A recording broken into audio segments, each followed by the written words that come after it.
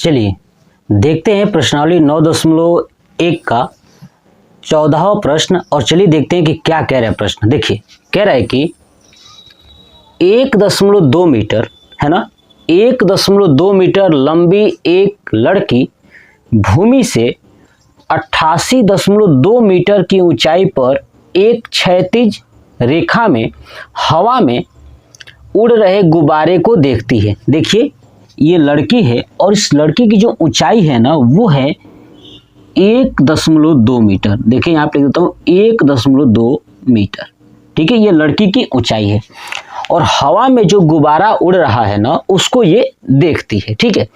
अब क्या होता है कि किसी भी क्षण है ना, किसी भी क्षण यानी किसी भी समय लड़की की आंख से गुब्बारे का उन्नयन कोण 60 डिग्री है। यानी जिस क्षण देख रही है तो उस समय जो है ना कि लड़की के जो आंखों का और गुब्बारे के बीच का उन्नयन कोण है वो 60 है। देखिए तो ये वाला कोण आपको बड़ा दिखाई दे रहा है ना, ये वाला बड़ा वाला, तो ये है 60 डिग्री। क्या है ये? 60, ठीक है। कुछ समय बाद उन्नयन कोण घट कर 30 हो जाता है। यानी जब गुब्बारा दूर चला जाता है तो इसका उन्नयन कोण घट जाता है और ये हो जाता है 30 डिग्री। कितना हो जाता है? 30 डिग्री, ठीक है। तो इस अंतराल के दौरान गुब्बारे द्वारा तय की गई दूरी ज्ञात कीजिए, है ना। इस अंतराल के दौरान जो है कि गुब्बारे के द्वारा जो तय की गई दूरी है वो ज्ञात कीजिए। मतलब ये कि ये गुब्बारा यहाँ से लेके यहाँ तक के बीच की दूरी, तो देखिए ये गुब्बारा है ना, इस गुब्बारे के बीच की दूरी मान लेता हूँ, है ना, तय की गई जो दूरी है वो x है। क्या है वो? x है। ध्यान सुनिएगा। तो आप नोटिस करोगे कि लड़की यहाँ है ना, तो लड़की से गुब्बारा और गुब्बारे के बीच की दूरी तो x है, लेकिन इस लड़की से पहले वाला जो गुब्बारा था यही गुब्बारा आगे चला गया है, तो इस गुब्बारे के बीच की दूरी यहाँ पे क्या होगी? तो यहाँ भी मान लेता हूँ कुछ अपने मन से, ये मान लेता हूँ y। क्या मान लेता हूँ? y। ध्यान सुनिएगा। और लड़की की ऊंचाई अगर 1.2 मीटर है तो ये पूरा जमीन से अगर ये पूरा 88.2 मीटर है, तो अगर ये लड़की की आंख आगे तक लेके जाए ऐसे ही सीधे की तरफ, तो यहाँ पे आएगा मतलब कि 88.2 में से अगर आप 1.5 मीटर यानी 1.2 मीटर घटा दोगे लड़की की ऊंचाई, तो ये पता चलेगा कि लड़की की आंख से लेकर के गुब्बारे के बीच की दूरी कितनी है। यानी घटाऊंगा 88.2 में से कितना? 1.2 तो हो जाएगा 87 मीटर। समझ में आ गया? यानी लड़की के आंख से गुब्बारे के बीच की दूरी कितनी है? 87 मीटर, क्योंकि जमीन से था 88.2 मीटर। समझ में आ गया ना कॉन्सेप्ट? तो लड़की की हाइट अगर घटा देंगे तो आंख से आ जाएगी। Concept clear? चलिए अब देखिए आपके सामने ये जो आपको पिक्चर दिख रहा है, यहाँ पे नामकरण करता हूँ। ये हो गया हमारा A और ये हो गया आपका B और ये मान लेता हूँ लड़की को C। ऐसे ही मान लेता हूँ इस वाले गुब्बारे को D और नीचे वाले को मान लेता हूँ यहाँ पे आया है E, है ना, ये वाला पॉइंट आया है E। इसको हटा देता हूँ, देखिएगा यहाँ तक आया है। अब आप कहोगे सर यहाँ तक क्यों लिए हैं? क्योंकि देखिए सबसे पहले हमको त्रिभुज खोजना होता है। तो देखिए ABC त्रिभुज दिख रहा है आपको ये, ठीक है। ऐसे ही DE और C एक त्रिभुज दिख रहा है ना लड़की की आंखों से। चलिए तो यहाँ से लिखेंगे क्या चीज कि माना गुब्बारे द्वारा तय की गई दूरी x है। क्या है ये? x है। Concept clear? 1। चलिए अब कौन सा त्रिभुज लेते हैं? तो पहले बड़ा वाला ABC, तो लिखूंगा नीचे त्रिभुज ABC में। अब ABC में नोटिस करोगे कि कोण के सामने यानी कोण 30 है ना, 30 के सामने लंब दिया हुआ है 87, है ना, ठीक है, और नीचे आधार भी है x और ये y। तो चलिए भाई क्या लगाता हूं, पहले लिखता हूं क्या है AB बराबर आपका 87 मीटर, ठीक है। चलिए उसके बाद BC बराबर कितना है? तो x प्लस वाई। कहोगे x प्लस वाई कैसे? दो गुब्बारे के बीच की दूरी x है और यहाँ से लेके यहाँ तक लड़की और इस पहले वाले गुब्बारा जो है इनके बीच की क्या है? y है। तो ये हो गया x प्लस वाई। थीटा कितना है? तो 30 डिग्री। अब हमको दिया है लंब, क्योंकि कोण के सामने लंब और नीचे आधार, तो tan थीटा।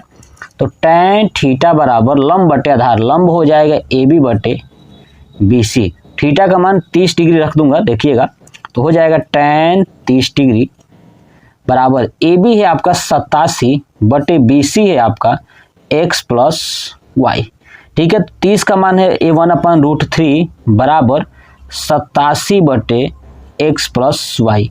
तिरछा गुणा कर दोगे तो क्या हो जाएगा, x प्लस वाई बराबर 87√3। इसको मान लूंगा समीकरण 1। आगे बात समझ में ना। चलिए ऐसे ही कौन सा अवयव वाला DEC, तो लिखूंगा त्रिभुज DEC में, ठीक है। चलिए DEC देखता हूं, DEC क्या है। देखिए तो DE और C, इसमें आप नोटिस करोगे तो ये 60 डिग्री का कोण है और इसके सामने की भुजा क्या है, DE। क्या है ये, DE। तो आप नोटिस करोगे कि जो ये गुब्बारा AB था वही गुब्बारा की ऊंचाई जो है कि DE होगा, यानी ये भी कितना होगा, तो 87 मीटर होगा। कितना होगा, ये भी आपका 87 मीटर होगा। बात समझ में आ गया। दोनों की हाइट क्या है, बराबर है, बराबर दूरी पे चल रहे हैं, बस वो आगे है और ये पहले है, ठीक है। चलिए तो वही क्या होगा, DE बराबर 87 मीटर, ठीक है। और यहाँ पे EC कितना होगा, EC बराबर हो जाएगा आपका, EC बराबर हो जाएगा y। कितना हो जाएगा, y। देखिए ये y है, ठीक है। चलिए और थीटा बराबर कितना, तो 60 डिग्री। तो लिखूंगा वही tan थीटा बराबर DE/EC। तो यानी tan 60 डिग्री बराबर DE का मान कितना है, 87/EC का मान है y। tan 60 का मान होता है √3, तो बराबर हो जाएगा 87/y, ठीक है। अब यहाँ पे हो जाएगा 1। अब आप तिरछा गुणा करोगे, क्या करोगे, तिरछा गुणा करोगे तो क्या हो जाएगा, y बराबर हो जाएगा, नोट करिएगा, ध्यान से देखिएगा, y बराबर हो जाएगा 87/√3। देखिए यहाँ से तिरछा अगर गुणा करूंगा तो क्या हो जाएगा, y बराबर 87/√3। अब ये इसको मान लेता हूँ समीकरण 2। अब इस y का मान ना इस किस में रख दूंगा, ये पहले वाले में रख दूंगा। तो लिखूंगा क्या, y का मान समीकरण 1 में रखने पर, है ना, y का मान समीकरण 1 में रखने पर। तो देखिएगा समीकरण 1 में रखिए, यहाँ पे है समीकरण 1, तो लिखूंगा x प्लस वाई की जगह पे क्या लिखूंगा, 87/√3 बराबर 87√3, ठीक है। अब इसको हमें सॉल्व करना है। तो देखिए x बराबर क्या हो जाएगा, 87√3 माइनस 87/√3, है ना। इसको सॉल्व करोगे तो चलिए अब यहाँ पे एलसीएम हो जाएगा √3, तो √3 हो गया, तो यहाँ से करेंगे तो √3 हो जाएगा 87 × 3, है ना, माइनस 87, ये आएगा x बराबर। अब क्या हो जाएगा, 7 का 21 और 8 का 24 और 1 25 26, 261 माइनस 87, ठीक है, बराबर ये x हो जाएगा बटे में √3, ठीक है। अब इसको आप घटाओगे, देखिए 7 का 21 और 8 का 24 25 26 261 हो गया, है ना। इसको आप सॉल्व करोगे तो यही आएगा, ठीक है। आप ऐसे कर सकते हो, ठीक है।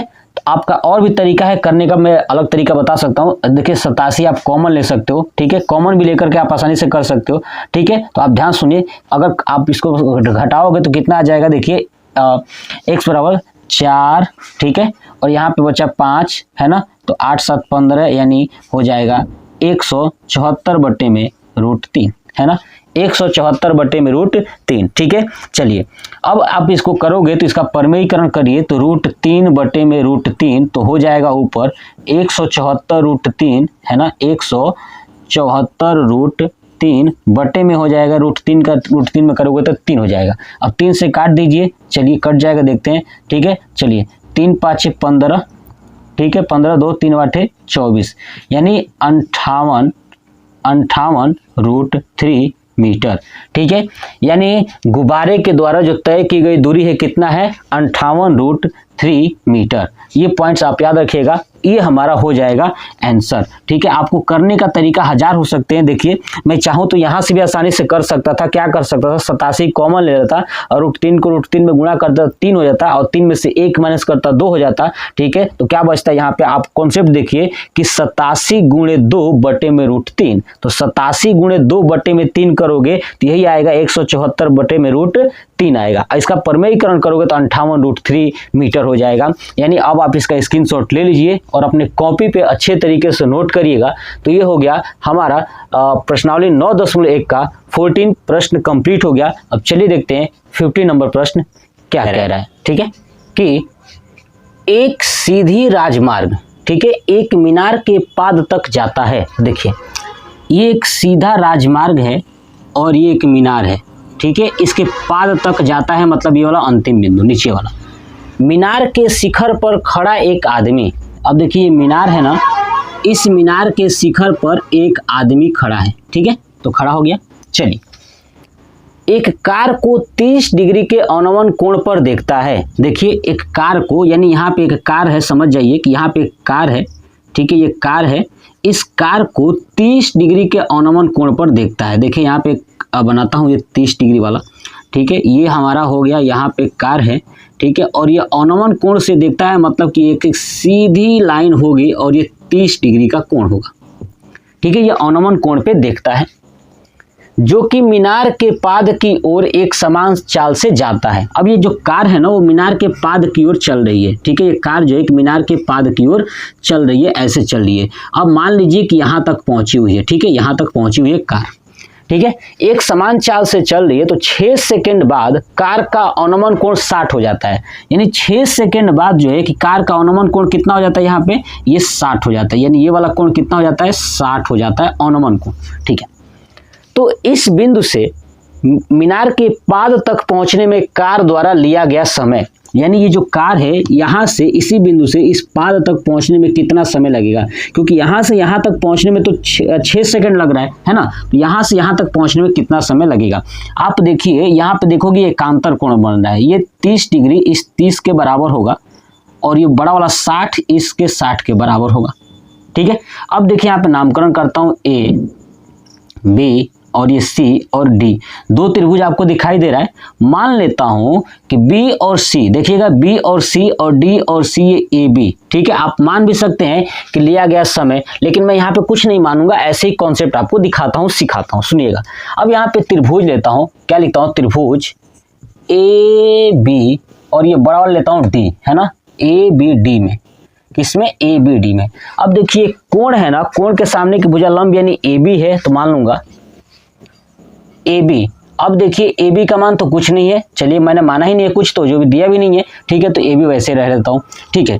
अब देखिए ए बी, अब यहाँ ए बी देखोगे यहाँ पे क्या है, बी डी है ना, तो बी डी क्या है, तो B C plus C D, तो बी डी बराबर क्या हो जाएगा, बी डी बराबर B C plus C D होगा ना, यानी इस सी डी के बीच की दूरी और इस बी सी के बीच की दूरी, ठीक है, ये हमारा हो गया, ऐसे ही मैंने नोट कर दिया। थीटा बराबर कितना, तो 30 डिग्री है ना, तो लिखूंगा भाई tan थीटा इक्वल टू क्या हो जाएगा, तो ए बी बटे आपका हो जाएगा बी डी होगा ना, तो tan थीटा, थीटा का मान 30 डिग्री, तो रखूंगा tan 30 डिग्री बराबर ए बी बटे बी डी का मान कितना है, B C plus C D. tan 30 का मान 1 बटे रूट में 3 बराबर ए बी बटे में B C plus C D. तिरछा गुणा कर देंगे तो क्या हो जाएगा, B C plus C D बराबर रूट में 3 ए बी होगा ना, यहाँ पे ऐसे, इसको मान लूंगा समीकरण 1। ऐसे दूसरा निकालता हूँ छोटे वाला त्रिभुज में, कौन सा त्रिभुज, तो ए बी सी में, किसमें, ए बी सी में। तो देखिए ए बी सी में क्या देखोगे कि आपका बी सी तो है ही है और ये ए बी है, लेकिन थीटा कितना है, 60 डिग्री है ना, तो यहाँ पे देखूंगा थीटा बराबर 60 डिग्री, तो वही चीज tan थीटा बराबर क्या हो जाएगा, ए बी बटे बी सी। थीटा का मान 60 डिग्री, तो रख दूंगा यहाँ पे tan 60 डिग्री बराबर ए बी बटे बी सी। 60 का मान हो गया रूट में 3 बराबर ए बी बटे में बी सी, ठीक है। तो अब आप नोटिस करोगे कि यहाँ से आप मान निकालिए, ए बी बराबर क्या होगा, यहाँ पे ए बी बराबर हो जाएगा रूट में 3 बी सी होगा ना। अब इस ए बी का मान उठा के समीकरण 1 में रख दीजिए, यहाँ पे मान लूंगा समीकरण 2, ठीक है। नीचे लिखूंगा ए बी का मान समीकरण 1 में रखने पर, है ना, ए बी का जो मान है ना, वो अगर वो समीकरण 1 में रखा जाए तो रखिए जहाँ ए बी है, तो क्या होगा यहाँ पे B C plus C D बराबर रूट में 3, ए बी के जगह पे रख देंगे रूट में 3 बी सी, तो हो जाएगा ना, ये क्या हो जाएगा, B C plus C D बराबर रूट में 3 को रूट 3 से करेंगे 3 बी सी, है ना, ये बनेगा। देखिए क्या बना आपका, B C plus C D बराबर 3 बी सी, बी सी एक तरफ लेके जाइए तो क्या हो जाएगा, सी डी बराबर 3BC माइनस BC घटा देंगे तो हो जाएगा 2BC और यहाँ हो जाएगा CD।